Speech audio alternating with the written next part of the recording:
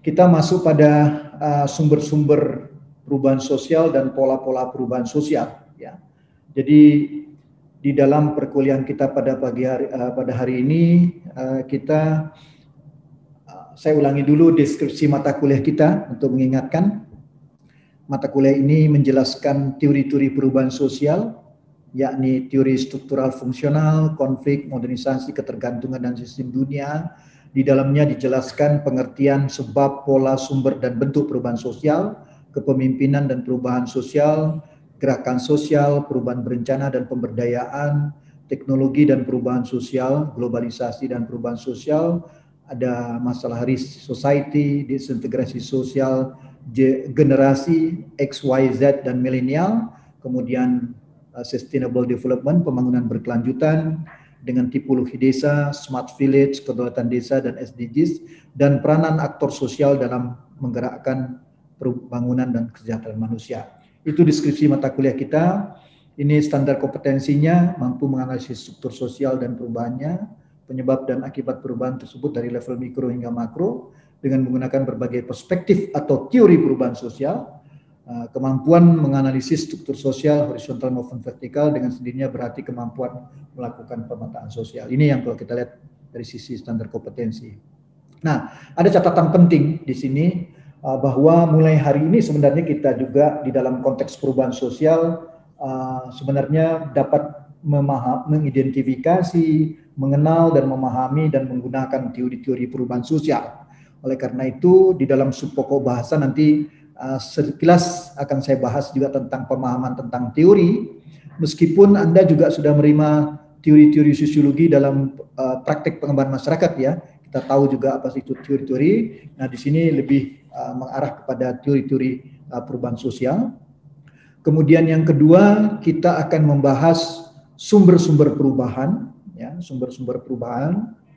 Kemudian yang ketiga, yang terakhir kita akan membahas pola-pola dan arah-arah perubahan. Ini subpokok bahasan materi yang coba kita bahas pada hari ini selama 100 menit ya. Mudah-mudahan kita bisa berdiskusi dengan baik ya. Anda bisa menyampaikan pendapat, komentar maupun pertanyaan-pertanyaan. Baik, yang pertama kita sedikit ya pemahaman tentang teori ya, sedikit ya. Saya mengulang saja. Teori itu adalah serangkaian asumsi, konsep, konstruksi, definisi, dan proposisi untuk menerangkan suatu fenomena sosial secara sistematis dengan cara merumuskan hubungan antar variabel. Kalau dia proposisi berarti hubungan antar konsep gitu ya. Nah, variabel adalah konsep yang mengandung variasi nilai. Nah, tiga hal terkandung dalam teori. Pertama, ada serangkaian proposisi, hubungan antar konsep yang saling berhubungan, ya. Jadi ada antar konsep yang saling berhubungan. Kedua, menerangkan secara sistematis suatu fenomena sosial dengan cara menentukan hubungan antar konsep tadi yang kita sebut sebagai proposisi. Kemudian yang ketiga, menerangkan fenomena tertentu dengan cara menentukan konsep mana yang berhubungan dengan konsep lainnya dan bagaimana bentuk hubungannya, itu yang penting. Ya, jadi ini tiga hal terkandung dalam teori. Mudah-mudahan ketika saya menjelaskan, kemudian Anda memahami, Anda bisa mengidentifikasi. Ya, kalau itu merupakan suatu teori, maka di dalamnya tentu ada asumsi-asumsi, ada konsep-konsep, ada konstruksi, ada definisi, dan tentu ada hubungan antar konsep, proposisi, yang karena Anda sudah juga belajar metode penelitian sosial, jadi paham bagaimana kita menurunkan proposisi menjadi hipotesis-hipotesis yang di dalamnya tergambar hubungan antar variabel.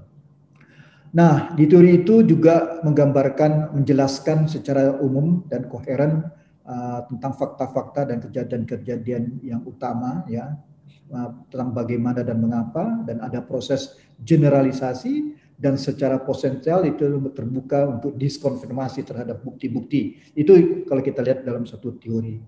Nah, ini sedikit mengingatkan bagaimana itu proposisi, hubungan antar konsep-konsep. Jadi paling tidak ada hubungan antara satu konsep dengan konsep yang lain. kalau kita operasionalkan itu menjadi hipotesis dan di dalamnya tergantung hubungan antar variabel. Kemudian kalau Anda akan melakukan penelitian dengan metode survei, misalnya variabel-variabel itu kita definisikan. Itu adalah suatu proses teoritisasi sampai pada suatu proses empirisasi. Sedikit mengulang ya, mengingatkan. Nah, jadi kemudian nanti kita mempelajari bahwa teori-teori itu bisa dibedakan. Ada teori-teori di aras makro, yaitu teori-teori tentang struktur-struktur dan proses-proses berskala besar, seperti masyarakat, peranata sosial atau kelembagaan sosial, proses-proses umum misalnya konflik dan seterusnya. Ada juga teori-teori mikro, middle range, seperti organisasi, revolusi, ya, teori-teori evolusi, sampai kepada teori-teori yang mikro, yaitu teori tentang struktur dan proses-proses berskala kecil, perilaku interpersonal, dinamika kelompok kecil, dan berbagai hal yang lain. Itu yang kita lihat ya. Jadi ada 3 aras, teori dibedakan atas teori makro, teori meso, dan teori mikro. Nah, dalam perjalanan kita 1 semester ini, kita nanti akan mencoba mengidentifikasi, mencoba memahami, dan memanfaatkan teori-teori apakah teori mikro, meso atau middle range, atau teori-teori makro di dalam analisis kita tentang perubahan sosial. Baik, itu sedikit ya, karena selama 1 semester ini, mulai pada hari ini kita mencoba melihat bagaimana kita memahami tentang teori-teori perubahan sosial. Sebelum dimulai, mungkin ada pertanyaan di antara Anda? Ada pertanyaan dulu terkait dengan perkuliahan minggu yang lalu, kemudian terkait dengan materi pada saat ini. Apakah ada pertanyaan dari rekan-rekan? Coba saya lihat di dalam room chat, tidak ada. Ini ada pesan dari Bu Anissa. Oke. Ada pertanyaan? Kalau tidak ada, saya lanjutkan ya. Kita mulai sekarang masuk pada sub pokok bahasan yang kedua. Ini yang bahannya yang relatif banyak ya. Kita bicara sebenarnya kalau kita merujuk pada tulisannya Laura tentang perspektif perubahan sosial ya, Lauran, maka Lauran mengatakan kalau kita bicara sumber-sumber perubahan itu ada 3. Ada yang pendekatan materialistik, pendekatan idealistik, dan dua saja, yaitu pendekatan materialistik dan pendekatan idealistik. Itu yang kita bahas sebagai sumber-sumber perubahan sosial. Baik rekan-rekan, jadi kalau kita lihat ya di dalam kita ingin melihat kalau perubahan sosial itu kita pandang sebagai suatu dependent variable, ya maka sumber-sumber perubahan ini bisa kita bahas bagaimana kita melihat sumber-sumber perubahan sosial dari perspektif materialistik, ya. Jadi kalau kita lihat pertama dari argumentasinya Robert Laurer tahun 2001, itu dia mengatakan teknologi yang disebut di sini sebagai moda produksi ekonomi ya, atau teknologi baru itu atau moda produksi ekonomi baru menghasilkan perubahan dalam interaksi sosial, dalam organisasi sosial, dan akhirnya mengubah nilai-nilai budaya, kepercayaan, belief, dan norma-norma.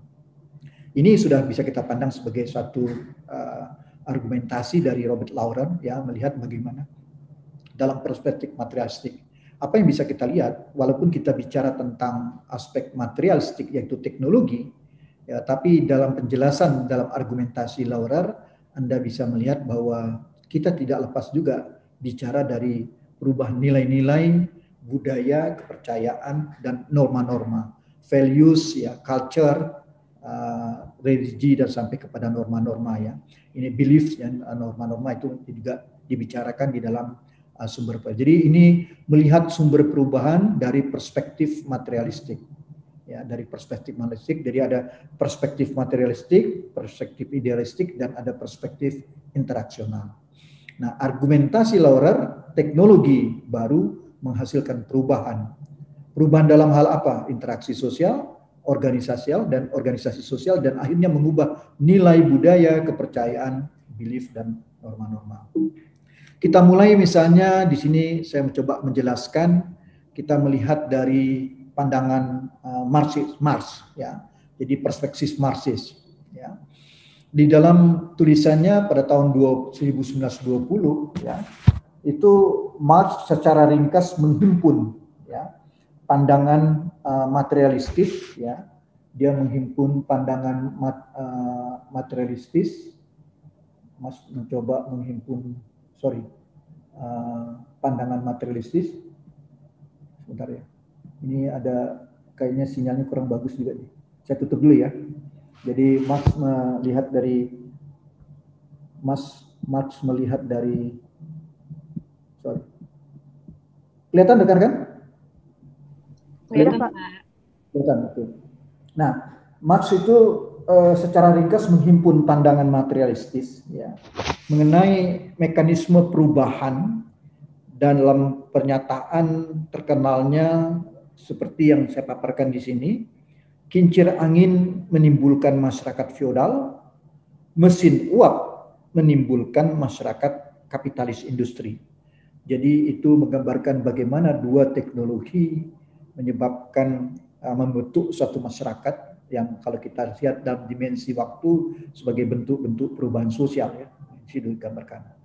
Nah, di dalam perspektif Marxis ya, Marx mengatakan kekuatan produksi atau teknologi produksi itu menjadi hal utama yang membentuk masyarakat dan perubahan sosial.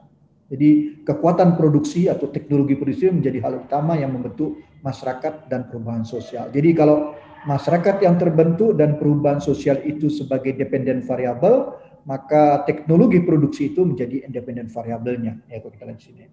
Nah, teknologi produksi itu menyebabkan perubahan-perubahan dalam hubungan sosial produksi. Nah, hubungan sosial produksi di sini digambarkan oleh Marx sebagai hubungan-hubungan yang terstruktur yang berkait dengan bagaimana barang dan jasa itu diproduksi. Nah, berdasarkan barang dan jasa itu terbentuklah kelas-kelas ekonomi yang menjadi pembentuk dasar dari masyarakat, dan hal-hal lain seperti ide, ideologi, nilai, struktur politik dan lain-lain terbentuk karena tadi kelas-kelas ekonomi tadi. Jadi di sini diakui oleh Marx ya, hubungan antara teknologi itu jauh lebih rumit daripada yang diungkapkan dalam pernyataan sederhana seperti yang tadi saya katakan. Nah, di hal ini kita akan mencoba ya bagaimana menjelaskan hubungan tersebut antara teknologi dan perubahan sosial. Nah, beberapa penulis yang menekankan keutamaan pengaruh teknologi terhadap perubahan seperti Veblen dan Ockbun termasuk yang kita rujuk ya dalam penjelasan ini, dan kita juga ingin melihat bagaimana hasil-hasil studi empiris sesuai dengan pengamatan atau fokus telaah kita pada hari ini.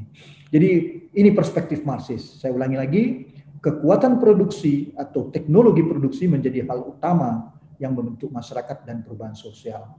Anda bisa mengidentifikasi kalau kita lihat mulai dari terjadinya revolusi industri, apalagi sekarang kalau kita lihat revolusi industri dikaitkan dengan revolusi industri seperti penjelasan saya pada minggu yang lalu, revolusi industri 1.0, 2.0, 3.0, dan 4.0 itu menggambarkan bagaimana kekuatan-kekuatan produksi menjadi hal utama yang membentuk masyarakat dan perubahan-perubahan sosial. Ya. Itu kalau kita lihat.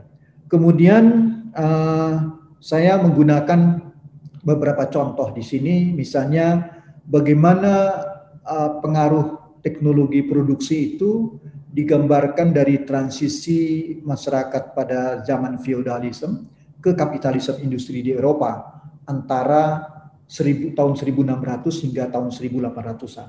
Ya, kita bisa melihat di situ bagaimana penemuan mesin uap. Ya, ini teknologi industri 1.0. Ya, mesin pintal, batu bara briquette yang digunakan dalam blast furnaces untuk memproduksi baja. Itu kalau kita lihat ya bagaimana penemuan mesin uap. Kemudian juga terjadi peningkatan produktivitas yang menciptakan kesempatan kerja baru di pabrik-pabrik urban, munculnya kelas ekonomi baru, para industrialis atau pekerja ya, Ini digambarkan juga dalam transisi feodalisme ke kapitalisme industri di Eropa. Kemudian juga Anda bisa memperhatikan bagaimana basis kekayaan berubah dari produksi pertanian, ditunjukkan pada kaum bangsawan pemilik tanah atau estate ke produksi industrial. Ya, ini gambaran-gambaran yang ditunjukkan sampai dengan munculnya bentuk politik baru, yaitu demokrasi parlementer yang juga merupakan nilai-nilai budaya dan ideologi-ideologi baru. Apa yang bisa kita lihat rekan-rekan dari tadi pembahasan yang saya lihat tunjukkan tadi, mulai dari perspektif Marxis sampai contoh ya transisi feodalisme ke kapitalisme. Meskipun kita bicara pada perspektif materialistis, bagaimana pengaruh teknologi produksi, tapi juga kita tidak lepas dari berbicara munculnya bentuk politik baru, ya, juga nilai-nilai budaya dan ideologi baru. Ya. Nah, ini satu gambaran yang penting yang kita lihat ya, bagaimana kita memahami tentang transisi perubahan dari feodalisme ke kapitalisme. Nah, di sini kita bisa menggunakan selain perspektif Marxis, kita juga bisa melihat bagaimana dari perspektif Veblen. Ya, Thorstein Veblen tahun 1857 sampai 1929 itu menjelaskan ya. Veblen memusatkan perhatian pada pengaruh teknologi terhadap pikiran dan perilaku manusia. Ia menyatakan pola keyakinan dan perilaku manusia terutama itu dibentuk oleh cara mencari nafkah dan mendapatkan kesejahteraannya yang selanjutnya adalah kita sebut sebagai fungsi teknologi. Itu digambarkan oleh Veblen. Menurut Veblen, hubungan tak terelakkan itu antara teknologi dan ekonomi di satu pihak dan perubahan sosial di pihak lain terlihat dalam analisisnya mengenai evolusi sosial. Ya. Dalam fase awal, menurut Veblen, evolusi meliputi perubahan dari masyarakat Neolitikum, ya, komunal, ke masyarakat barbarisme biadab. Ya. Ini digambarkan oleh Veblen. Di mana masyarakat Neolitikum ditandai oleh kekecilannya, perdamaian, hubungan kerjasama, dan keindustriannya. Ya. Dan menurutnya untuk sebagian besar kekayaan menjadi bukan milik individu, tetapi milik komunal. Dimiliki bersama oleh anggota kelompok, laki-laki dan wanita dianggap sederajat. Ini kalau kita lihat ya dalam penjelasan Thorstein Veblen. Kemudian dia juga menjelaskan bersamaan dengan pertumbuhan penduduk, beberapa kelompok dengan cara hidup yang berbeda saling mengadakan hubungan, ya, sesuai dengan pertumbuhan penduduk. Nah, pada fase barbarisme ini dia katakan muncul ketika hubungan antar kelompok mulai bersifat kompetitif dan itu ya istilahnya seperti perang, ya. Selanjutnya juga digambarkan manusia semakin berorientasi kepada keuntungan pribadi ketimbang kepada tujuan komunal. Tipe tatanan sosialnya menurut Veblen juga sama dengan tatanan sosial yang terdapat di zaman ketika Veblen itu sendiri berada. Karena itu dia menyatakan bahwa masyarakat modern hanya sedikit lebih baik daripada masyarakat barbarisme fase akhir. Nah, itu dia gambarkan Neolitikum, barbarisme sampai masyarakat modern. Menurut Veblen ya, langkah penting dalam proses evolusi sosial adalah kemunculan pemilikan pribadi. Itu yang gambarkan Veblen. Dengan pemilikan pribadi muncul istilah Veblen ada kelas orang kaya. Ya, bentuk pemilikan pribadi yang mula-mula adalah pemilikan wanita oleh laki-laki yang lebih kuat di dalam komunitas, yang merampas wanita dalam peperangan, ya. Kemudian juga perkembangan teknologi di bidang kerajinan dan pertanian memberikan nilai produktif ya atas wanita rampasan yang pada mulanya diambil karena ya kegunaan mereka sebagai piala kemenangan perang ya, jadi hadiahnya. Nah, para pemenang perang mendapatkan keuntungan dengan mengawini wanita rampasan karena selain mendapatkan gengsi di mata sesama prajurit ketika itu juga mendapatkan hasil dari pekerjaan wanita itu. Nah, di sini manusia telah berkembang ya menjadi satu titik baru. Ya, manusia bertindak tidak lagi semata-mata ke satu titik baru, kini manusia bertindak ya tidak lagi semata-mata berdasarkan naluri keterampilan bekerja, keingintahuan yang tak berarti dan tanggung jawab sebagai orang tua belaka, tetapi menurut naluri temu untuk mencari kekayaan.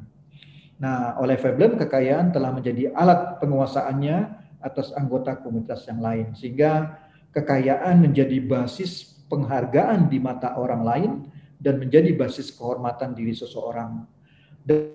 Dalam situasi seperti ini, menurut Veblen, manusia didorong oleh naluri semu untuk berlomba menumpuk kekayaan. Nah, ini yang digambarkan, sehingga kita coba mengikhtisarkan dalam pemahaman yang dijelaskan oleh Veblen tadi.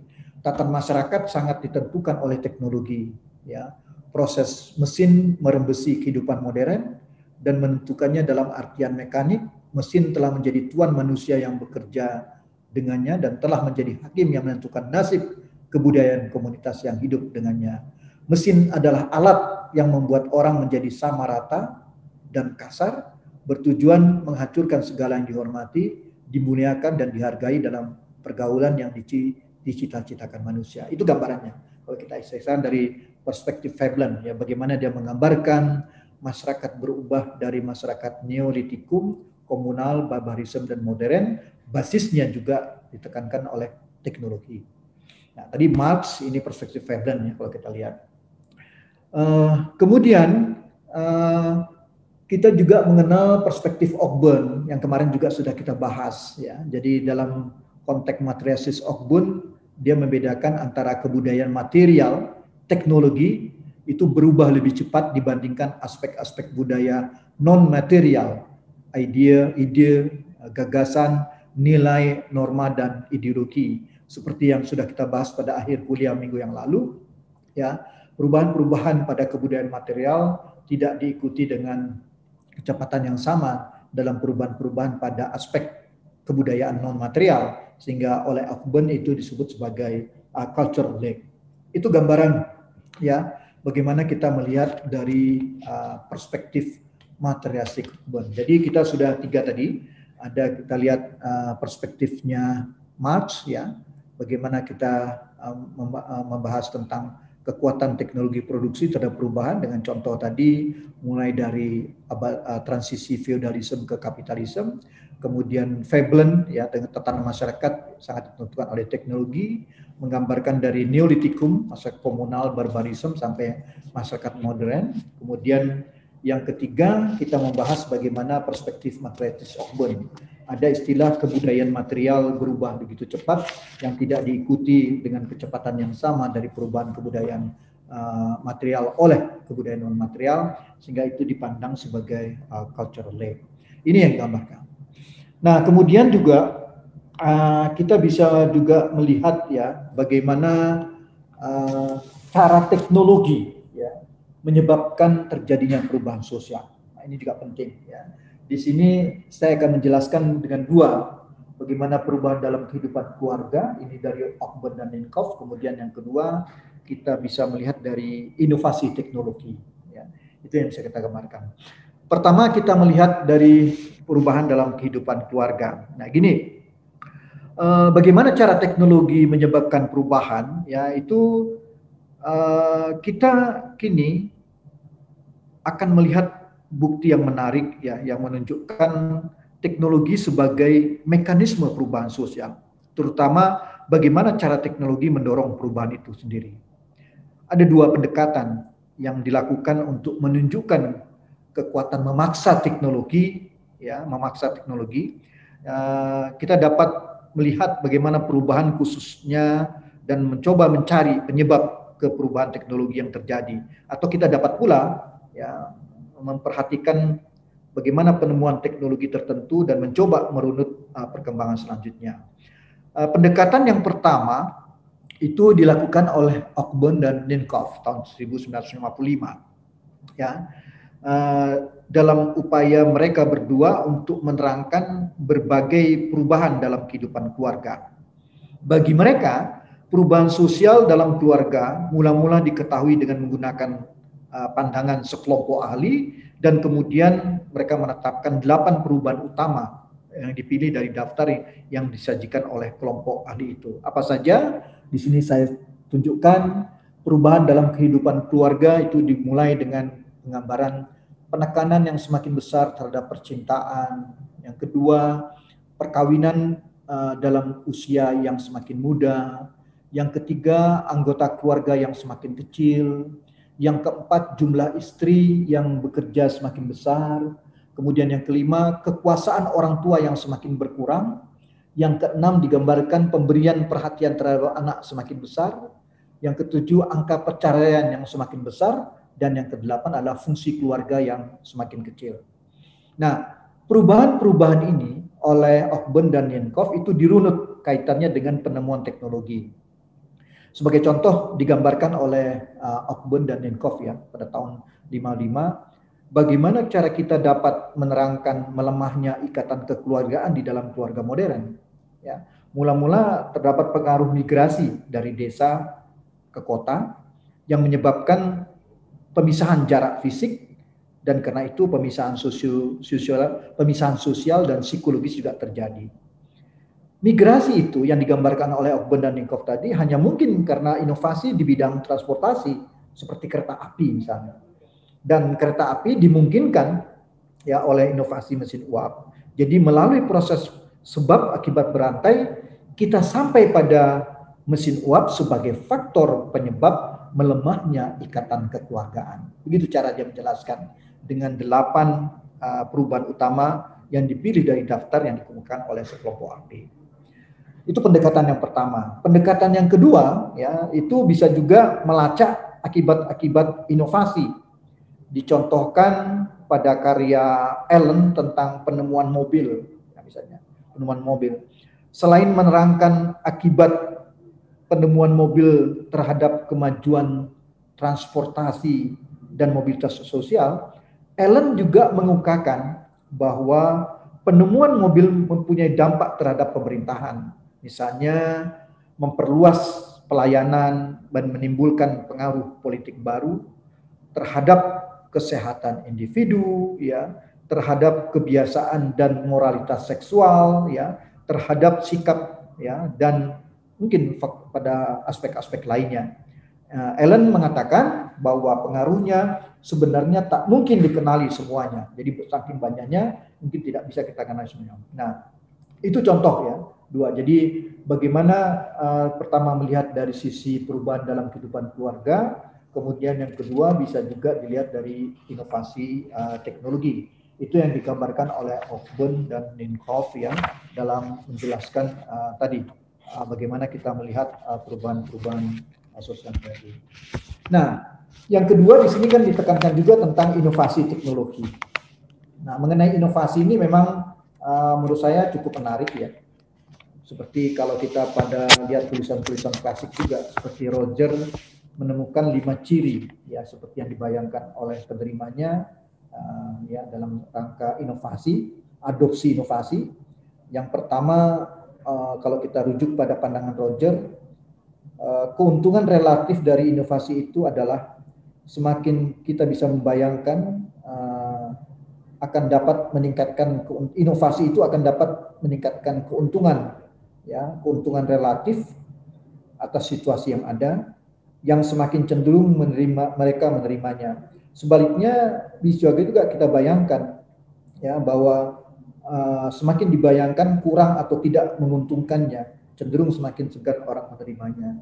Itulah inovasi yang ditawarkan dalam suatu proses untuk meningkatkan distribusi ya dalam hal bagaimana seorang ahli seperti dokter ya mengalami kegagalan dan perawat misalnya merasa bahwa keuntungan metode yang baru sebagai suatu bentuk inovasi yang ditawarkan itu tidak dapat menyamai keuntungan berupa keakraban dengan metode yang telah ada. Itu bisa kita lihat di situ.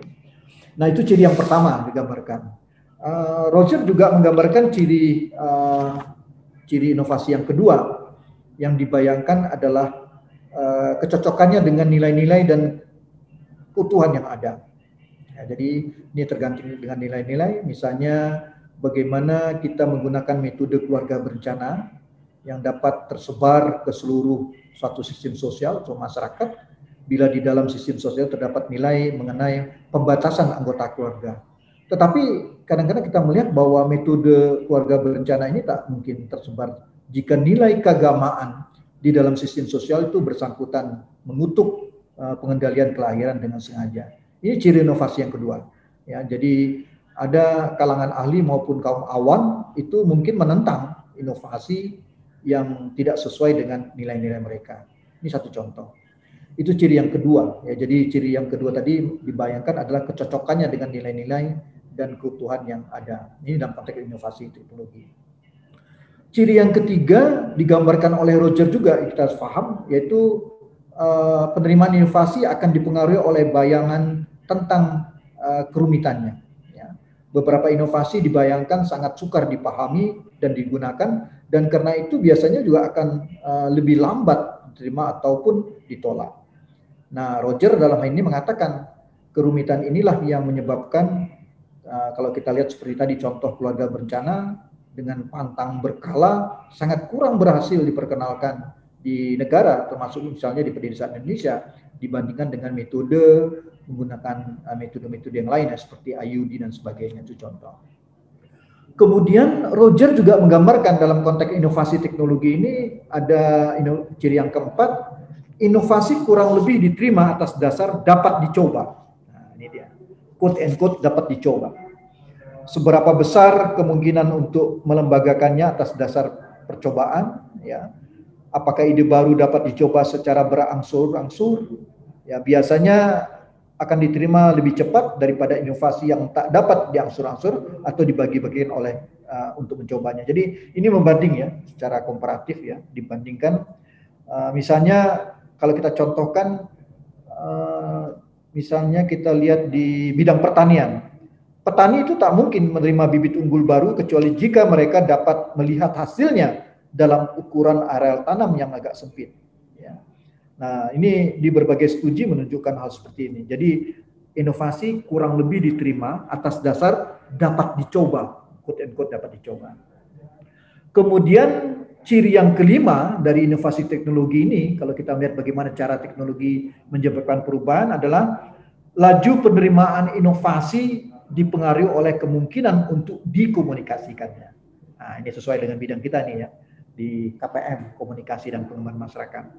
Semakin dapat dia diamati pengaruhnya oleh calon penerima, semakin besar kemungkinan menerima inovasi itu ya, kalau kita lihat. Jadi semakin mudah inovasi itu dijelaskan atau didemonstrasikan, kalau kita lihat ya, semakin besar kemungkinan akan diterima ya.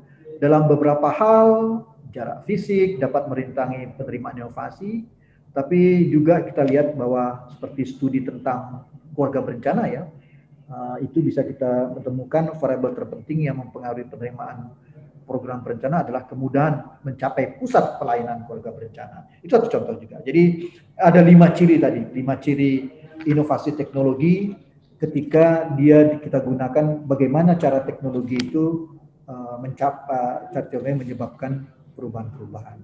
Ini yang harus kita pahami ya di dalam kita melihat menjelaskan apa yang kita sebut dengan cara teknologi menyebabkan perubahan-perubahan. Kemudian teknologi juga menyebabkan perubahan pola interaksi. Ya.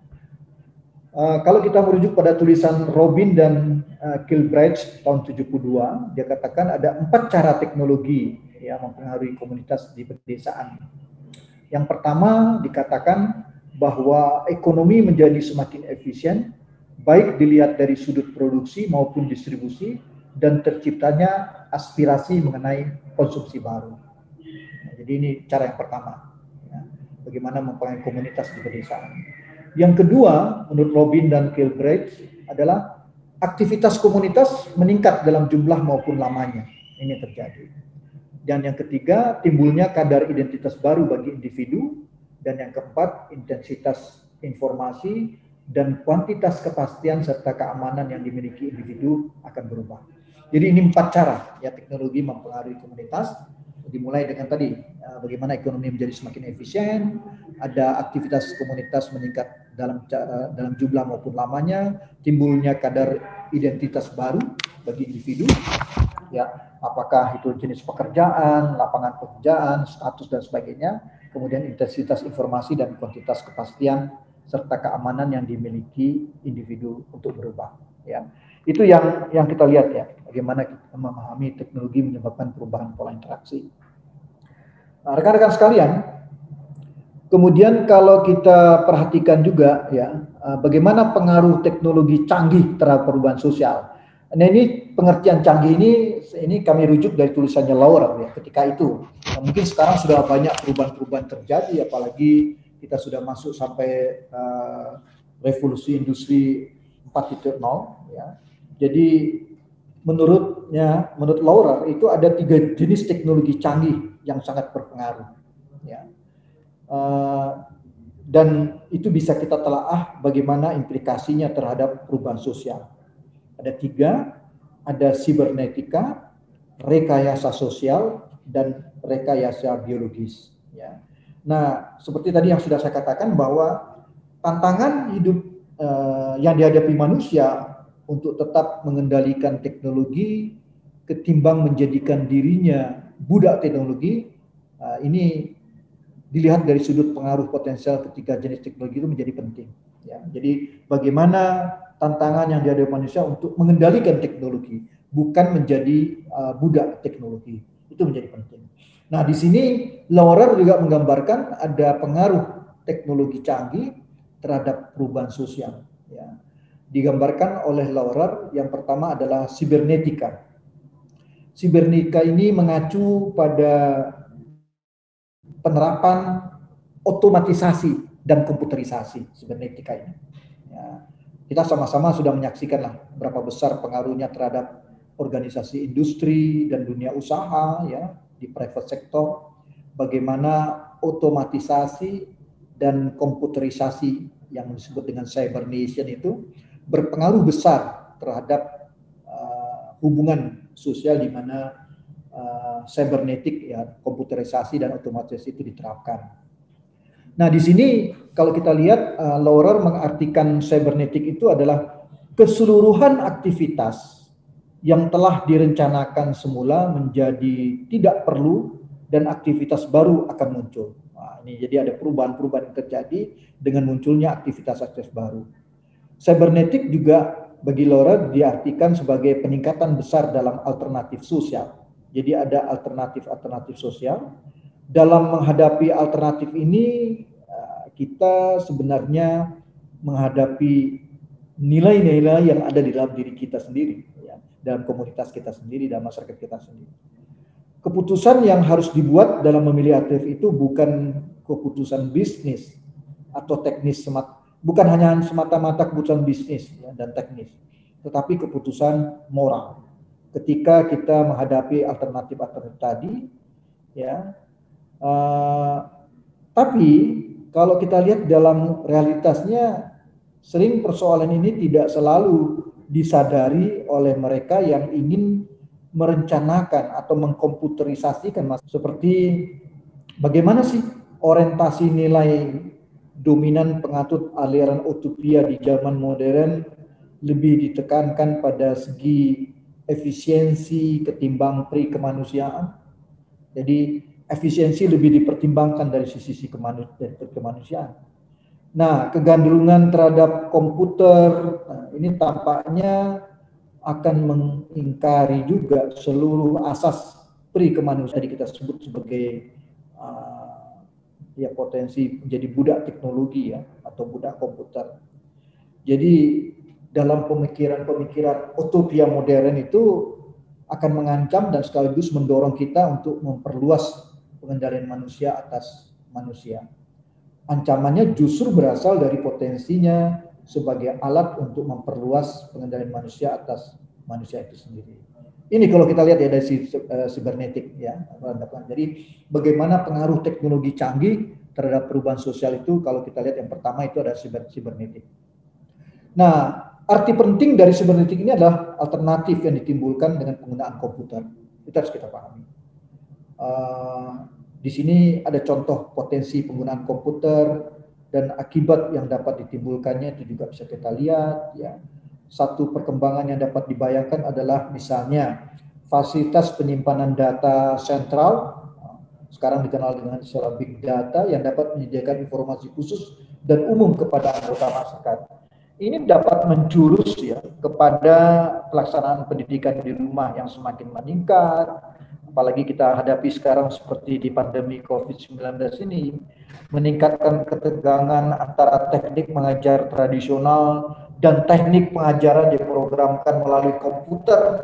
Ya, salah satunya yang kita pelajari, kita sedang lakukan, yang dapat menimbulkan perubahan besar ya dalam praktek bisnis. Kemudian juga bisa kita lihat bagaimana teknik pemberantasan kejahatan yang semakin canggih dan ampuh. Ya, kemudian juga ada peningkatan kecakapan di bidang seperti hukum dan kedokteran, dan banyak lagi hal lain yang sudah berkembang. Dan kini kita melihat perkembangan seperti itu. Sebaliknya, kita juga harus pahami bahwa aktivitas seluruh warga masyarakat direkam dan digunakan oleh Badan Intelijen Pusat. Kita kan sempat Januari yang lalu heboh dengan WA Group ya, dengan WA ya, sampai tanggal 8 Februari kalau tidak mau terekam dan sebagainya akan jadi masalah dan sebagainya. Itu soal juga yang kita hadapi ya di dalam ini. Ini digambarkan bagaimana soal sibernetik tadi. Nah, dijelaskan juga kemungkinan penggunaan lain ya, sampai dengan otomatisasi dan komputerisasi itu sampai juga bisa menciptakan robot yang diprogram untuk melaksanakan berbagai pekerjaan dan pekerjaan di perkantoran, rumah tangga dan sebagainya. Dan itu sudah menjadi kenyataan sekarang kalau kita lihat. Nah ini kalau kita lihat bagaimana cybernetic basisnya adalah pada otomatis, adalah rekayasa sosial. Ya, social engineering ya, yang mengacu kepada penerapan sistematis pengetahuan dan teori ya tentang manusia dan kelembagaan sosial untuk dijadikan pedoman dalam menyelewengkan transformasi manusia dan kelembagaan sosial. Nah, ini rekayasa sosial. Jadi ada upaya-upaya bagaimana untuk dijadikan. Nah, di sini dijelaskan ya, kalau kita lihat bahwa kekuatan dari rekayasa sosial itu digunakan untuk mengandalkan kehidupan sosial, meskipun kadang-kadang sukar diterangkan dengan lebih jelas. Yang terang seperti dibukukan oleh Karl Mannheim dalam tulisannya juga kita bisa melihat bahwa perkembangan kemampuan kita dalam mengendalikan kehidupan masyarakat memerlukan kita mendefinisikan kembali makna dari kebebasan manusia. Nah, karena di sini bertentangan dengan pemahaman tentang rekayasa sosial. Ya, dikemukakan juga di dalam rekayasa sosial ini bahwa 3 tingkat perkembangan rekayasa sosial, dan mengatakan bahwa kebebasan mempunyai arti yang berlainan ya di setiap tingkat perkembangan rekayasa sosial itu. Jadi di tingkat penemuan kesempatan, kebebasan mungkin definisikan ya. Kemudian juga di tingkat penemuan, menurut berbagai ahli ini manusia akan terlibat secara sadar dalam merencanakan antar hubungan. Kebebasan berarti terdiri dari zona bebas di dalam struktur yang direncanakan. Jadi ini suatu rekayasa sosial, jadi suatu perencanaan ya dalam penerapan sistematis pengetahuan dan teori tentang manusia dan kelembagaan untuk dijadikan pedoman ya dalam transformasi manusia dan kelembagaan sosial. Itu yang kita lihat dalam rekayasa sosial. Bisa melihat bagaimana kita bisa mendefinisikan kembali kebebasan itu sehingga hanya mencakup zona bebas. Bila kita dihadapkan dengan kemungkinan kehilangan kekangan kemerdekaan oleh kekuatan rekayasa sosial. Jadi rekayasa sosial ini dipandang sebagai suatu kekuatan pengekangan yang dalam hal tertentu dinyatakan sebagai suatu arah totaliter. Ya, maka itu ada upaya-upaya untuk melawannya sehingga zona bebas. Ya. Nah, kalau ini kita bayangkan ya dalam rekayasa sosial ini, ya sebuah organisasi mungkin ditata ulang untuk mencapai produktivitas yang lebih tinggi dan antar hubungan pribadi yang lebih baik. Itu direkayasa sedemikian rupa. Itu yang kedua ya. Selain pertama tadi sibernetik, yang kedua adalah rekayasa sosial. Ini yang digambarkan oleh Laura. Kemudian yang ketiga, pengaruh teknologi canggih juga terhadap perubahan sosial itu digambarkan dengan apa yang disebut dengan rekayasa biologis. Ya. Tadi ada rekayasa sosial, yang ketiga adalah rekayasa biologis. Ini jenis ya rekayasa untuk mengendalikan diri manusia dan lingkungannya secara biologis. Ya. Jadi sama dengan persoalan yang pertama dan yang kedua tadi, rekayasa biologis ini juga menimbulkan masalah moral yang serius, terutama terbukti dengan munculnya kemungkinan untuk mengendalikan genetik.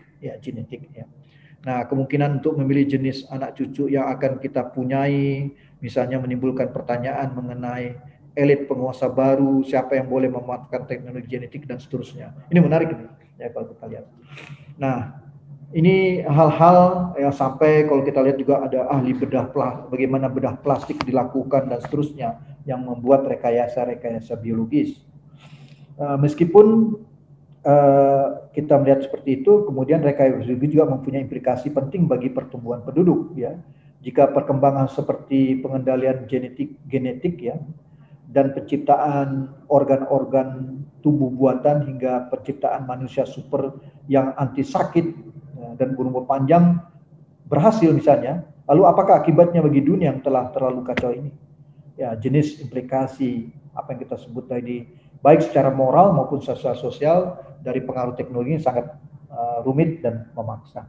Ini kita rekayasa biologis. Nah, dari ketiga pengaruh teknologi canggih seperti digambarkan Lauer terhadap perubahan sosial ini, kita memang tadi membahasnya secara terpisah.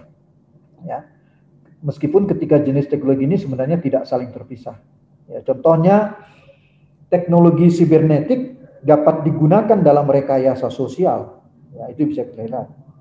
Komputer telah digunakan dalam psikoterapi. Ya. Eksperimennya telah dilakukan oleh berbagai pusat-pusat kesehatan universitas terkenal di dunia misalnya. Komputer digunakan pula untuk mewawancarai pasien, menanyai mereka dengan berbagai pertanyaan dan jawaban dapat mereka berikan ya, dengan berbagai pertanyaan dan jawaban yang dapat mereka berikan dengan menekan tombol tertentu. Kalau sekarang kita lihat ada Halodoc ya, itu gambaran juga ya. Kemudian itu bisa diproses oleh komputer dan dapat pula mengajukan pertanyaan kepada si pasien, misalnya apakah Anda merasa gelisah, frustasi, tegang, takut dan sebagainya lah ya. Ini dapat mengajukan pertanyaan dengan memasukkan beberapa masalah utamanya. Nah, ini contoh bagaimana teknologi telah menjadi mekanisme penting dari perubahan sosial. Ya, jadi itu tadi yang coba saya gambarkan bagaimana teknologi telah menjadi mekanisme penting dalam suatu proses perubahan sosial. Itu yang kalau kita lihat dalam pembahasan kita tentang teknologi.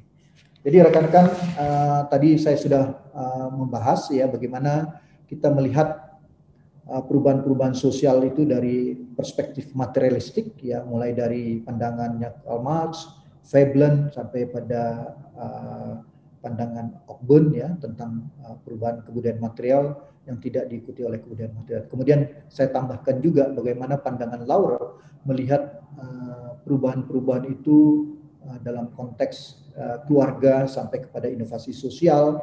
Kemudian saya jelaskan dengan 5 ciri dari inovasi tadi sosial yang digambarkan oleh Roger.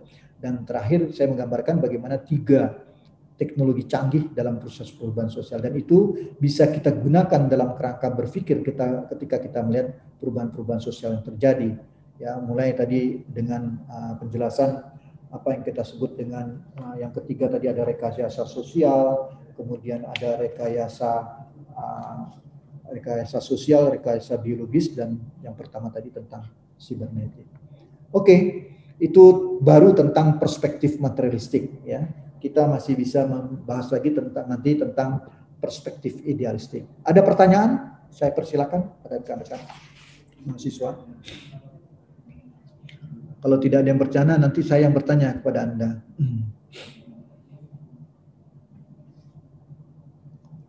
Silakan kalau ada yang mau bertanya.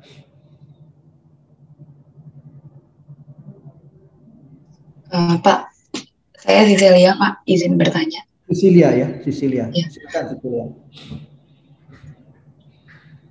Jadi tadi kan Bapak jelasin perubahan dalam kehidupan keluarga.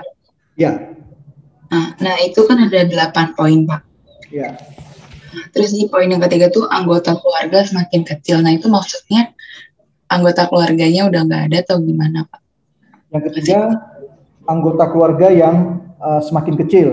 Ini maksudnya bagaimana kehidupan di dalam suatu masyarakat akibat perubahan-perubahan yang dirunut tadi ya. Sebenarnya teknologi yang menyebabkan perubahan itu, bahwa anggota keluarga semakin kecil, kehidupan dalam berkeluarga itu kan cenderung sekarang anaknya tidak banyak kan.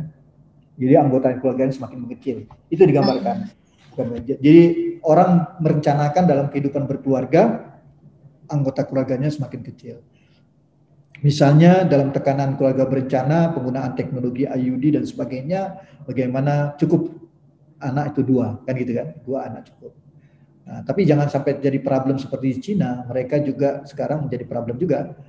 Setiap keluarga harus 1, itu anak dibiayai oleh negara, anak kedua dan seterusnya tidak. Apa yang terjadi sekarang, mereka juga merasakan kekurangan tenaga kerja misalnya, itu terjadi ketika perkembangan ekonomi, pertumbuhan ekonomi semakin tinggi. Itu Cecilia, contohnya. Makasih Pak. Ya, yang lain? Pak, izin bertanya. Jennifer? Iya Pak. Yang menyebabkan perubahan kan ada perkawinan dalam usia yang semakin muda ya Pak. Karena teknologi. Bukannya sebaliknya ya Pak.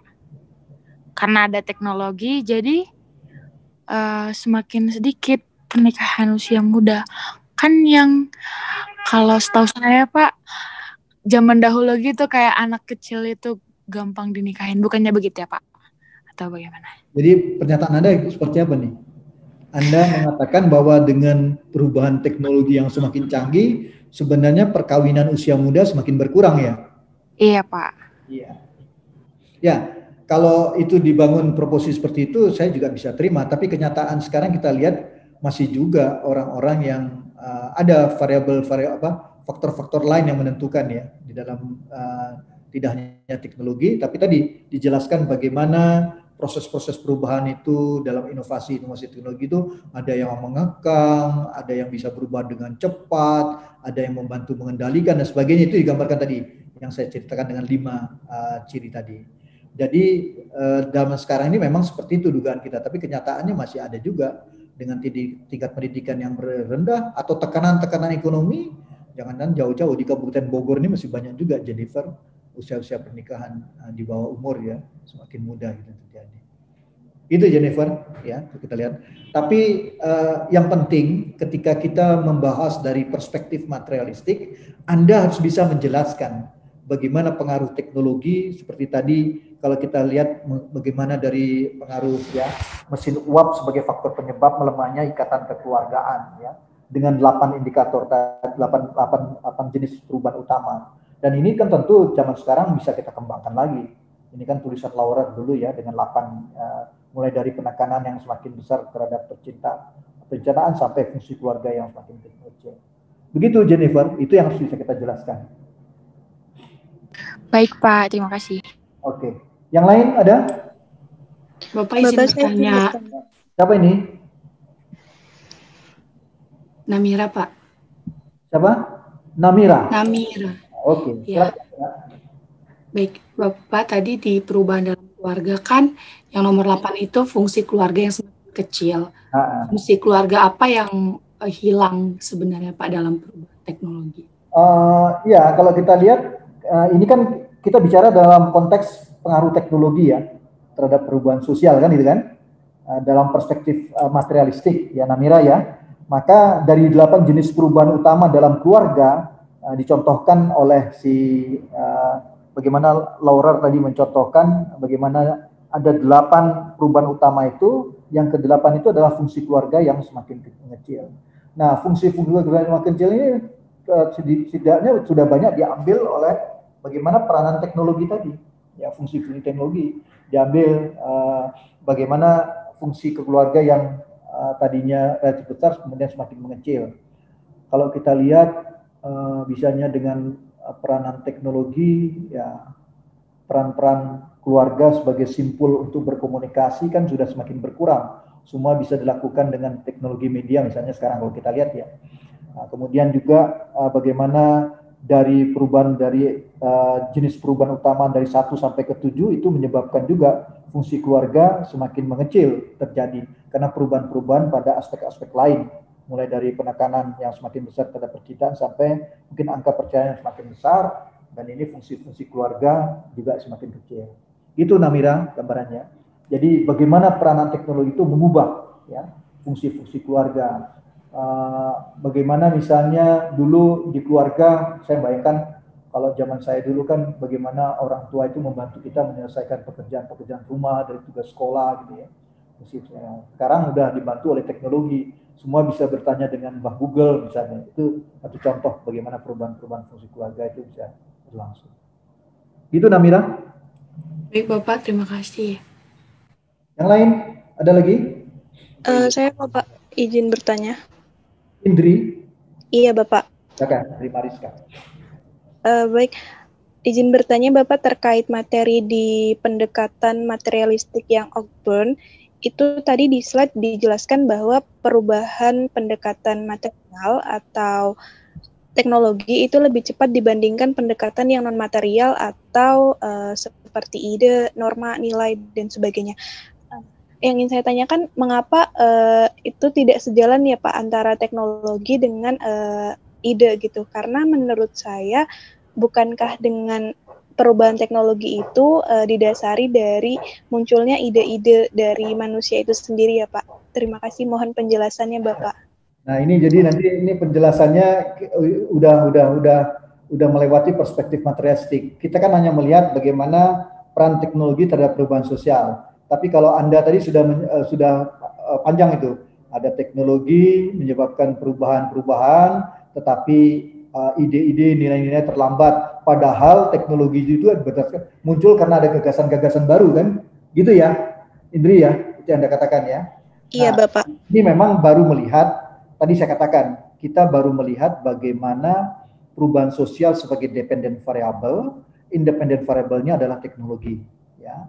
Jadi kalau di dalam pendapat Ogburn, teknologi itu merupakan kebudayaan material, sedangkan ide, nilai, norma, dan ideologi itu non-material.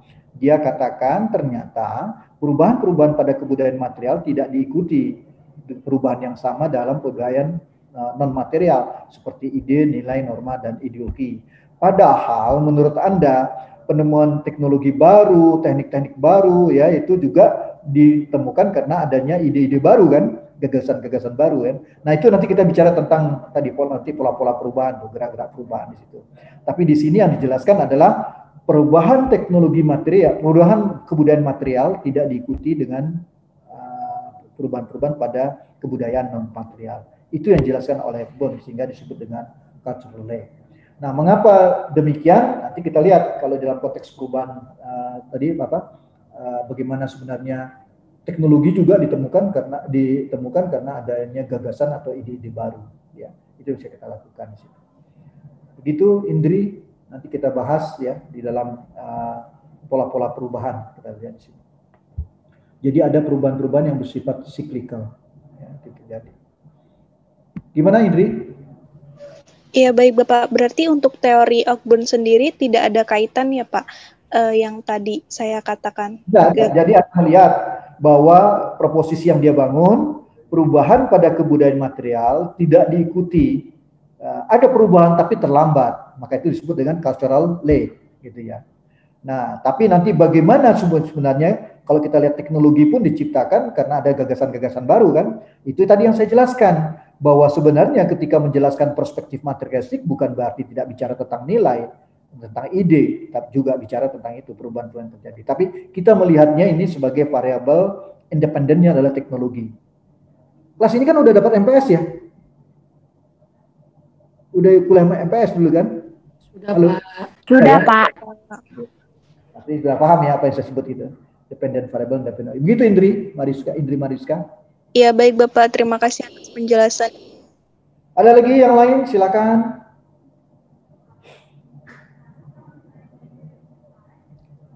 Oke, kalau tidak ada saya lanjutkan ya Saya lanjutkan. Kita tadi sudah sampai pada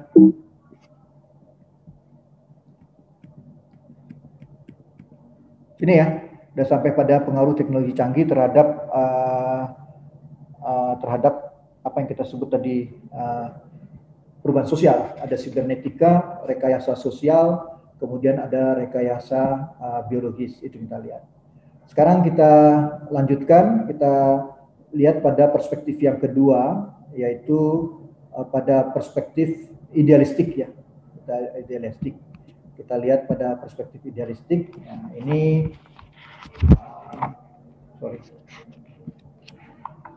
Oke, jadi sumber perubahan yang kedua ini kita lihat dari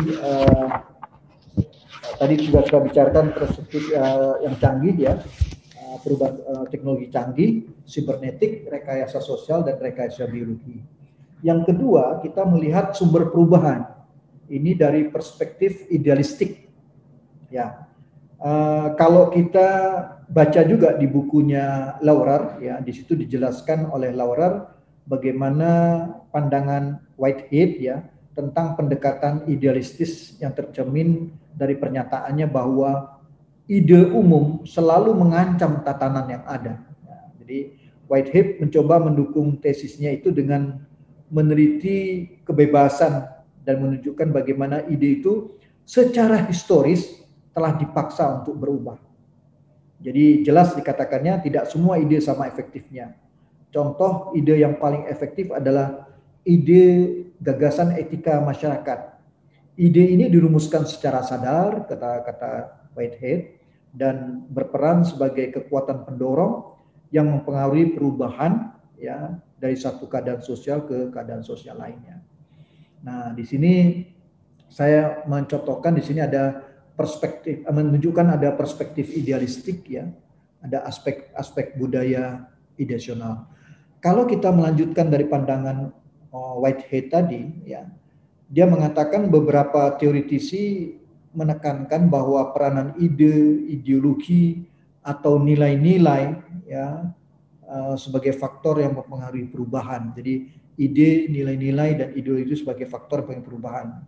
Namun dia mengatakan juga ini tidak perlu berarti bahwa peranan faktor material disangkal di sini, tidak.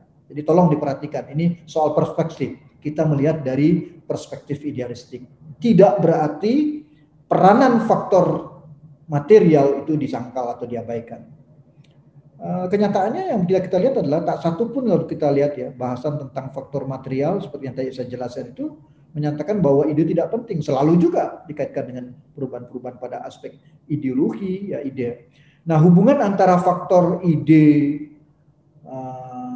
yang idealistik ini ya dengan material yang materialistik tadi dan perubahan sosial itu telah banyak dipahami, dibayangkan dalam berbagai cara.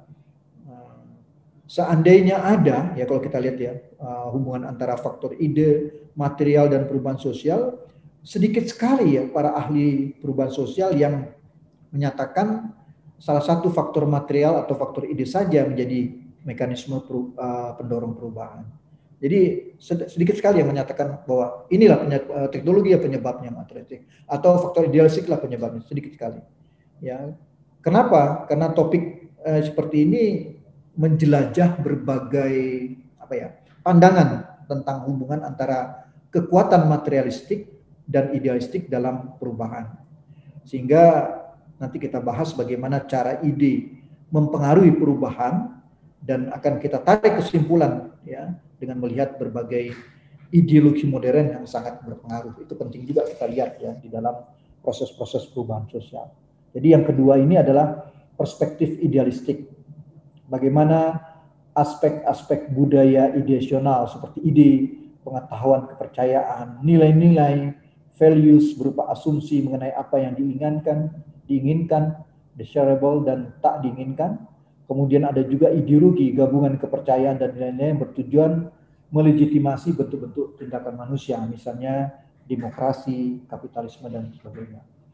Nah, faktor mana yang paling lebih kuat ya untuk mengetahui perubahan sosial, material atau ide? Nah, ini menjadi menarik. Nah, kalau kita lihat dalam beberapa literatur perubahan sosial ya kita lihat, kebanyakan para pemikir tak ada yang sepenuhnya merendahkan satu faktor terhadap faktor lain, itu enggak. Ya. Tetapi justru mengakui arti penting keduanya. Hanya kalau kita lihat para pemikir ini memberikan tekanan yang berbeda terhadap kedua faktor itu, mana yang lebih dominan, mana yang tidak. Ya. Pada umumnya kalau kita lihat itu terdapat ya beberapa pendirian yang berbeda dalam hal mana yang paling dominan. Masing-masing pendirian pemikir Marxis, idealis, ya, tadi yang saya jelaskan kita tidak mempelajari interaksionis dalam kuliah ini, dan pendirian yang seiring dengan perbedaan tersebut. Jadi perbedaan-perbedaan pendirian itu menurut bobotnya berbeda. Ya, mereka memberikan tekanan-tekanan kepada faktor-faktor itu selaku penyebab perubahan-perubahan sosial.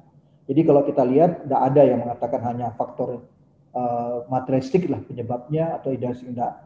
Ini kita lihat tergantung tekanannya kemana. Ya. Nah, dalam konteks sumber perubahan dalam perspektif idealistik, ya, itu ideologi itu adalah pembenar tatanan tertentu, ya, pembenar pranata tertentu. Ideologi muncul dari suatu tatanan, dan ideologi itu cenderung melestarikan tatanan yang ada dengan menghiasinya dengan berbagai legitimasi. Itu ideologi. Oleh karena itu Anda bisa lihat bahwa ideologi merupakan bagian dari suprastruktur, ya, yang dibangun di atas landasan material masyarakat.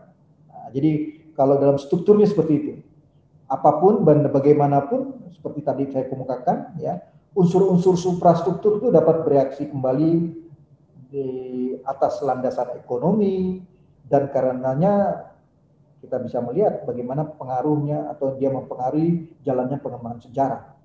Jadi bisa kita ikhtisarkan dalam batas-batas tertentu, ideologi memerlukan otonomi tertentu juga kalau kita lihat dalam konteks perubahan. Itu ya. Jadi penting juga nih kita membandingkan antara perspektif materialistik dan idealistik. Intinya tadi saya katakan tidak ada yang berdiri sendiri, yang menjadi kekuatan sendiri. Umumnya melihat itu sebagai faktor-faktor yang bersamaan, mana yang lebih dominan, itu yang digambarkan di dalam proses-proses ideologi tadi. Itu yang digambarkan di dalam sumber perubahan dengan perspektif idealistik. Nah, kalau tadi materialistik, tokoh terkenalnya itu Marx, ya, ada tadi Veblen dan Ogben tadi kan.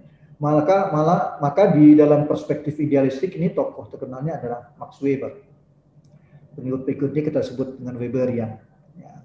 Nah, di dalam penjelasannya ini dia mengatakan, ya, dalam perspektif Weber bagaimana ide itu menjadi sumber perubahan. Idealistik itu sebagai perspektif idealistik tadi, norma nilai, ya, ideologi itu menjadi sumber perubahan. Dia mengatakan bahwa nilai-nilai Protestanisme itu telah menghasilkan etika budaya yang mengagungkan kerja dan pencapaian duniawi, sehingga mendorong munculnya nilai-nilai hidup hemat dan menahan konsumsi. Itu yang ada di dalam The Protestant Ethic and Spirit Capitalism. Ya. Konsekuensinya secara sosial dari pandang ini adalah berkembangnya modal atau kapital yang mendorong terjadinya proses reinvestasi rasional dan pertumbuhan ekonomi. Itu ya dari The Protestant Ethic and Spirit Capitalism. Sebaliknya, ya, kalau dilihat juga bahwa kapitalisme industri itu tak berkembang di wilayah Katolik, meski prekondisi material dan teknisnya tersedia, tapi tidak. Kenapa? Ya, Weber mengatakan tidak menyatakan bahwa faktor-faktor ideasional sebagai satu-satunya faktor perubahan. Jadi ada faktor-faktor yang lain yang tadi contohkan mengapa seperti kapitalisme industrial itu tidak berkembang di wilayah Katolik. Karena ada juga nilai-nilai yang berbeda, ya, faktor-faktor yang membuat perubahan-perubahan itu tidak berlangsung seperti pada wilayah atau masyarakat atau komunitas Katolik. Itu digambarkan oleh dalam perspektif Weber. Ya. Jadi kalau perspektif teknologi, nah, di sini ideologi, ide, nilai-nilai itu menjadi penyebab perubahan.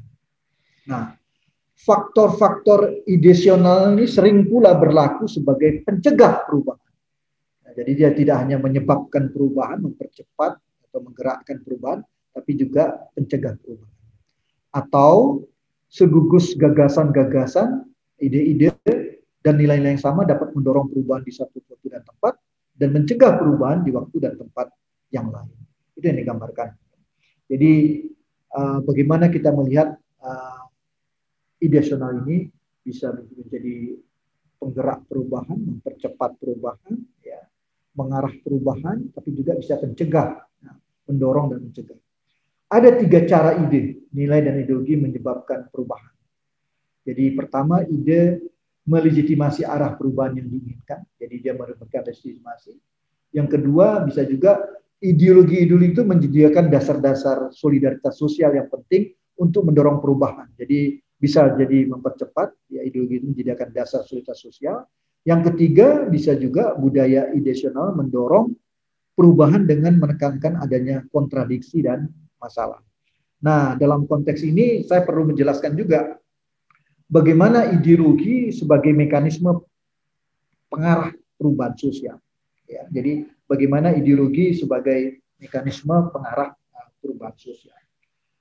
Ya, caranya ideologi mempengaruhi perubahan adalah dengan mengarahkannya, memaksa perubahan menuruti arah tertentu menurut logika ideologi itu. Apa yang dibangunkan? Tujuannya mau kemana? Mau jadi seperti orang Amerika, Jepang, Cina, Timur Tengah, dan sebagainya. Itu digambarkan ya tadi ideologi sebagai mekanisme perubahan. Nah, itu satu hal ya kita lihat di sini. Dan di dalam konteks ini juga dijelaskan bahwa bagaimana cara ideologi mempermudah perubahan sosial. Itu bagaimana cara ideologi mempermudah perubahan sosial. Ya. Itu digambarkan di sini, misalnya dikatakan ideologi membenarkan arah baru. Jadi kalau dijelaskan di sini di dalam proses perubahan ini, ideologi membenarkan arah baru. Caranya baik dengan mengacaukan tatanan lama maupun dengan menerangkan dan mensahkan tatanan yang baru muncul. Ya, dengan kata lain, ideologi memberikan kewenangan kepada tatanan baru. Itu bisa terjadi. Jadi ideologi membenarkan arah baru. Kemudian yang kedua bisa juga dikatakan ideologi mensahkan atau mengarahkan perilaku yang tidak mengetahui arah perubahan. Ya, jadi ini bisa kita lihat misalnya ciri dari etika Protestan dalam pengembangan kapitalisme. Ya. Pertumbuhan ekonomi adalah akibat yang tak disangka dari ketaatan beragama. Ini kalau kita lihat dalam The Protestant Ethic and Spirit Capitalism. Pengaruh serupa dari ideologi ditunjukkan oleh berbagai studi tentang berbagai proyek untuk melaksanakan ideologi yang mengakar ke lapisan bawah masyarakat. Pengelolaannya itu tergambar, mempunyai kebebasan untuk membuat keputusan terlepas dari kontrol yang disentralisasikan, dan penduduk di kawasan-kawasan tersebut dapat berpartisipasi dalam proses pembuatan keputusan yang menyangkut kegiatan aktivitas-aktivitas bisnis atau ekonomi yang mereka lakukan. Itu. Jadi ideologi juga mensahkan atau mengarahkan perilaku yang tidak mengetahui bagi pihak-pihak yang tidak mengetahui arah perubahan. Itu yang kedua. Kemudian yang ketiga, bagaimana cara ideologi mempermudah perubahan sosial, juga ideologi menyediakan basis solidaritas. Ya. Jadi ideologi dapat menjadi mekanisme pemersatu. Ini yang penting kita lihat ya. Pemersatu, meredakan ketegangan, konflik yang terdapat di dalam kebanyakan masyarakat ya terjadi. Ini misalnya kita lihat pada berbagai negara ya bagaimana kita melihat solidaritas diciptakan dan bentuk politik baru dilaksanakan berdasarkan paham Marxisme misalnya. Ya, sehingga sejumlah ideologi terlibat dalam persaingan dan saling bertentangan satu sama lain. Tak ada satu ideologi pun yang mampu menyatukan rakyat dari suatu negara misalnya satu masyarakat, satu komunitas dalam satu tujuan bersama. Akibatnya ya pada kelompok-kelompok masyarakat misalnya seperti pemuda itu menjadi pendukung bersemangat terjun penguasa, sedangkan pemuda yang lain menjadikan dirinya sebagai pemimpin yang berkuasa. Itu bisa terjadi. Jadi ideologi juga bisa menyediakan basis solidaritas. Kemudian yang keempat dikatakan bagaimana cara ideologi mempermudah perubahan sosial itu melalui kekuasaannya ideologi memotivasi individu. Ya, jadi sering ya masalah yang kita hadapi terutama seperti negara kita adalah bagaimana cara menimbulkan keyakinan rakyat bahwa pembangunan adalah mungkin dikembangkan dan bahwa pembangunan bertujuan untuk meningkatkan kesejahteraan rakyat dan bahwa pengorbanan kepentingan diri sendiri hanyalah harga yang rendah yang harus dibayar untuk mendapatkan ganjaran berupa apa yang kita inginkan, kesejahteraan bersama di masa mendatang. Ini memotivasi. Jadi ideologi memasuki masalah ini dan menjadi alat elit modern. Ya. Namun kadang-kadang fungsi ideologi ini tidak hanya terbatas untuk bangsa sedang membangun saja, tetapi juga bisa kita libatkan dalam bentuk bagaimana orang-orang yang berbasis dalam gerakan sosial, negara maju pun dimotivasi oleh ideologi. Jadi kalau kita lihat ya, kelompok-kelompok LSM, NGO, civil society organization itu punya ideologi ya, menjadi suatu gerakan sering mencakup konsep kekuatan pribadi, penentu nasib sendiri dan nasib dunia. Itu yang paling empat. Jadi melalui kekuasaannya ideologi juga mampu memotivasi individu. Yang kelima, bagaimana cara ideologi mempermudah perubahan sosial?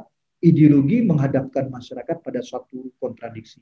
Ya, jadi seperti ditunjukkan ya mengenai ideologi agama seperti tadi dijelaskan ya. Di situ jelas terdapat kontradiksi antara ideologi agama dan realitas yang memaksa orang untuk tidak untuk menyelesaikannya. Misalnya di ada bangsa sedang membangun, suatu bangsa sedang membangun, tapi kenyataannya bahwa ideologi sering menggelora terlalu jauh mendahului realitas, sehingga terjadi jurang pemisah ya antara ideologi dan realitas. Ya artinya jurang terlalu lebar. Nah, sering terdapat janji muluk-muluk untuk menyelenggarakan misalnya pendidikan, pemberdayaan dan sebagainya yang sebenarnya tidak realistis lihat dari sudut bagaimana kekuatan ekonomi yang dimiliki oleh suatu masyarakat, suatu bangsa dan realitas yang dapat menimbulkan situasi yang akhirnya menjadi gerakan-gerakan revolusioner. Ini ideologi menghadapkan masyarakat pada suatu kontradiksi, itu bisa juga terjadi. Nah, ini gambaran ya bagaimana cara ideologi mempermudah perubahan sosial. Kemudian rekan-rekan sekalian, di sini juga saya jelaskan bagaimana ideologi ya itu juga sebagai mekanisme pengaruh perubahan. Ya, yang paling jadi ideologi sebagai mekanisme sebelum kita masuk pada ideologi modern yang paling berpengaruh pada perubahan sosial, ideologi juga bisa dilihat sebagai mekanisme pengaruh perubahan. Kalau kita lihat di sini, bagaimana ideologi mempengaruhi perubahan adalah dengan mengarahkannya, ya, memaksa perubahan menuruti arah tertentu, ya, menurut logika ideologi itu. Banyak usaha pembangunan dilakukan oleh berbagai negara yang dapat dikaitkan dengan ideologi yang menyatakan bahwa teknologi akan menyelesaikan semua masalah. Pada masyarakat tertentu, pada negara tertentu, ada kecenderungan mencari keselamatan sosial. Ya, mereka dengan teknologi ketimbang tergantung pada doa, klinik, ataupun pemimpin karismatik. Ya, itulah yang tergambar. Jadi banyak kita lihat ya, terhadap teknologi ini dihasilkan dari sejarah masa lalu yang menunjukkan bahwa bagaimana misalnya perlombaan pembuatan senjata itu harus dapat diakhiri ya dengan perang, tetapi bagi kebanyakan orang-orang suatu bangsa ini adalah jaminan perdamaian. Tidak apa-apa, mari kita kembangkan teknologi pembangunan senjata di situ untuk menjaga keseimbangan sehingga terjadi perdamaian. Itu yang digambarkan. Jadi itu yang digambarkan dan kita juga bisa melihat bagaimana ideologi modern yang paling berpengaruh pada perubahan sosial. Nah, masa lalu biasanya ideologi berbasis agama, tentang kemajuan, ideologi politik, dan ideologi ekonomi. Kini, Kalau kita lihat itu nasionalisme, sosialisme, marxisme itu menjadi ideologi-ideologi yang paling berpengaruh. Nah, sebenarnya dinyatakan di sini ideologi yang paling berpengaruh di dunia itu yang mana sih? Di masa lalu seperti tadi itu, keagama. Kini ideologi yang paling kuat adalah nasionalisme, ya, berbagai jenis sosialisme dan komunisme. Kita lihat sekarang kasus di Amerika dan di Eropa Barat, penguasa-penguasa, tapi kemarin Donald Trump kalah di Amerika, ya. Bagaimana kekuatan-kekuatan nasionalisme, kekuatan kanan itu semakin dibuat, ya. Nah, ini dimaksudkan, ya, pernyataan saya ini dimaksudkan untuk menyatakan bahwa ideologi lain tidak penting, ya. Misalnya seperti di Amerika, ya, kebebasan berusaha itu yang merupakan faktor yang terus-menerus lebih menimbulkan konflik ketimbang menyelesaikan berbagai masalah, ya. Di dunia secara keseluruhan, nasionalisme, sosialisme, dan marxisme adalah contoh di antara beberapa ideologi yang paling berpengaruh kalau kita lihat. Nah, di sini sebenarnya ketiga jenis ideologi ini tidak saling terpisah, karena nasionalisme dan beberapa jenis sosialisme atau marxisme sering saling berkaitan menjadi satu dalam ideologi negara dunia ketiga kalau kita lihat. Sebagai contoh, saya contohkan di sini misalnya nasionalisme, ya, itu penting bagi semua negara industri modern. Misalnya di Jepang, di zaman Meiji ada masalah kesatuan nasional. Dibuatlah slogan, hidup kaisar, usir orang biadab. Ini khas corak nasionalisme yang menandai modernisasi Jepang ketika itu. Kini di kebanyakan negara berkembang, ya, nasionalisme itu dihubungkan dengan beberapa bentuk sosialisme. Ideologi modern sekarang cenderung bersifat politik ekonomi. Apa yang dikatakan menekankan pembangunan ekonomi dalam negeri dengan menghindarkan kekuatan yang terdapat dalam pola pembangunan ekonomi seperti negara-negara lain. Dengan sedikit pengecualian, para pemimpin nasionalis menolak metode pembangunan kapitalis dan komunis. Jadi kalau kita lihat di sini bagaimana tadi, ya, sebenarnya ketiga ideologi ini juga tidak saling terpisah, karena nasionalisme juga dan beberapa jenis sosialisme atau bisnis sering saling berkaitan menjadi satu dalam ideologi negara. Itu kalau kita lihat, ya, dalam penjelasan tadi yang saya gambarkan, bagaimana kita memahami tentang ideologi modern yang paling berpengaruh pada perubahan sosial. Dulu ideologi berbasis agama, tentang kemajuan politik dan ekonomi. Sekarang juga berkembang nasionalisme, sosialisme. Nah, sekarang sudah banyak varian-variannya, ya. Nasionalisme kekuatan kanan, ya. Ini juga semakin kuat. Kita lihatlah kasus terakhir seperti di Amerika dan di negara-negara Eropa. Demikian, saudara rekan-rekan, itu yang dapat saya gambarkan kalau kita melihat dari konteks idealistik, ya, dari perspektif idealistik.